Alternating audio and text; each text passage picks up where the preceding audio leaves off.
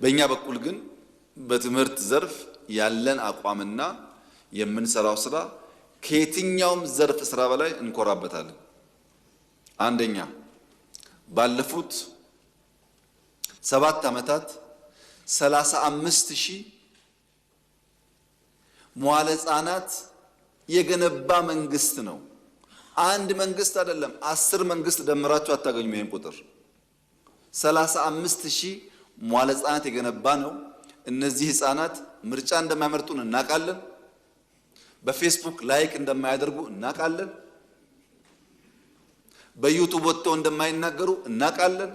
ከ20 ዓመት በኋላ ግን የኢትዮጵያ ህልውና እንደሆነ ደግሞ እናውቃለን። ከአጭር ጊዜ አንጻር ሳይሆን ከረጅም ጊዜ አንጻር ነው ኢንቨስትመንቱ።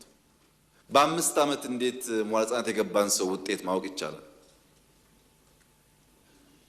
ከመደመር መጽሐፍ ሽያጭና ከመሰል ግብአቶች ብቻ የፈርስት ሌዲ ኦፊስ 35 ሞዴል ሃይ ስኩልስ በሁሉ ክልል ሰርቷል።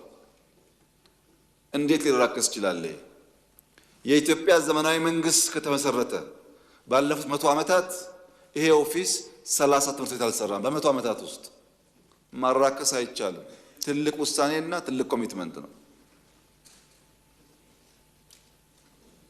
ኤሌመንተሪ እና ሃይ ስኩል በጣም በስፋት በብዙ ሺዎች ነው እየገነባን ያለን። ሞዴል ሃይ ስኩሎች የገነባናቸው ማደሪያ ብንጨምርበት ቦርዲንግ ስኩል መሆን ይችላሉ። በጣም በቆንጆ ስታንዳርድ እየተሰሩ ነው ያሉት። እኔና እናንተ አርብ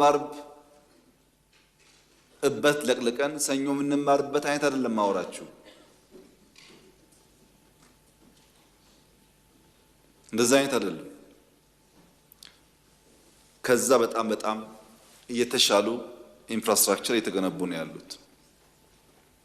ቅድም ክቡር ዶክተር ደሳለኝ ሲያነሱ ስለ መምህራንና ተማሪዎች ያሉት ሀሳብ ትክክል ነው።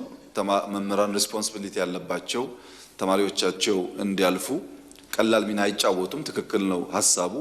ግን እርሱም እንደሚያውቁት ሴክተሩን የነበረውን ስብራት የነበረውን ሪፎርም ኢንቨስት አድርጎ መምህራን አዘጋጅቶ ውጤት ሃርቨስት ማድረግ ጊዜ እንደሚወስድ ደግሞ በደንብ ይገነዘባሉ ብዬ ተስፋ አደርጋለሁ። አንድ የማይገባኝ እሳቤ ያለ ኢትዮጵያ ውስጥ የድሮ ሰዎች የድሮ ፖለቲከኞች ባዮግራፊያቸውን ስታነቡ ወይም ስትሰሟቸው በጎጃም ክፍለ ሀገር በነበረው የሃይ ስኩል ፈተና እኔ ብቻ አንድን ያልፌ ዩኒቨርሲቲ ገባው፣ በወለጋ ጠቅላይ ግዛት ውስጥ በነበረው ሃይ ስኩል አንድ ሃይ ስኩል ነበር፣ ሁለት ሃይ ስኩል ነበር፣ እኔ ብቻ አልፌ አዲስ አበባ ዩኒቨርሲቲ ገባው የሚሉ ሰዎች ናቸው። አሁን ቁጥር ደግሞ አነሰ የሚሉት። አሁን እኔ ብቻ የሚባልበት ዘመን አልፏል። ብዙዎች በጋራ የሚያልፉበት እድል አለ። ነገር ግን መሰረቱ ላይ ሳንሰራ ፍሬው ላይ የምናስበው ነገር አይጠቅምም። ያለፉት 7 ዓመታት 35,000 ኪንደርጋርተን የገነባው መንግስት አንድ ዩኒቨርሲቲ አልገነባም። አሁን መደመር ዩኒቨርሲቲን እየገነባ ነው። ኤአይ አንድ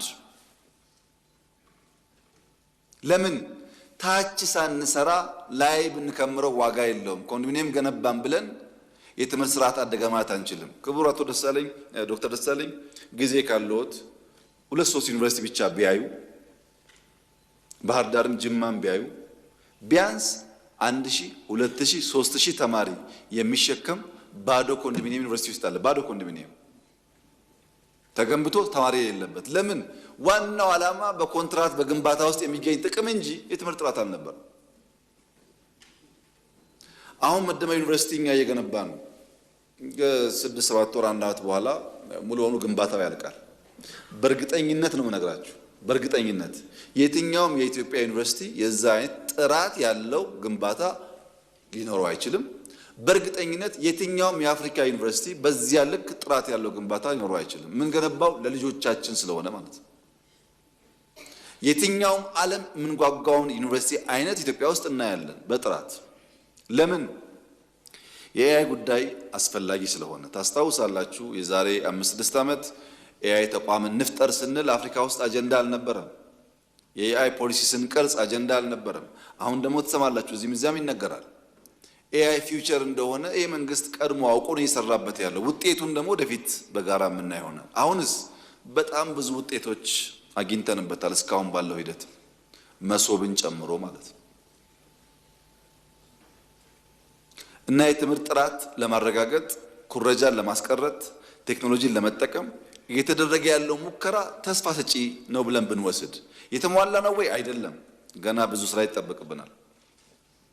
ግን አሁን መምህራን፣ ወላጆች፣ ትምህርት ቤቶች እንደባለፈው ጊዜ እናስኮርጃለን ብለው ከመዘናጋት ይልቅ ማዘጋጀት እያደገ መጥቷል። ሁላችሁም ወይ ተማሪ ያላችሁ ወይ ቤተሰብ አለ ታውቃላችሁ። ማትሪክ ሲደርስ ልጆች ይጨናነቃሉ፣ ቤተሰብ ይጨናነቃል፣ መምህራን ይጨናነቃሉ፣ ያስጠናሉ። ቀለለል ያለው ጉዳይ ብዙም አይታይም። ይህ ቢጠናከር የሚሻል ይመስለኛል። የምናስብበት አልደረስንም። አካሄዳችን ግን ጠቃሚ እና የሚያዋጣ ነው። ስንት ቦርዲንግ ስኩል አለን አሁን ኢትዮጵያ ውስጥ እየገነባን እኮ ነው። ቦርዲንግ ስኩል ተማሪዎቻችን ብዙ ቋንቋ የሚናገሩ እኮ ናቸው። ስትወጡ አሁን ክረም ስትሄዱ እዩዋቸው። እንደኛ ጊዜ አይደለም። ታች ያሉ ልጆች እሳት ናቸው። እሳት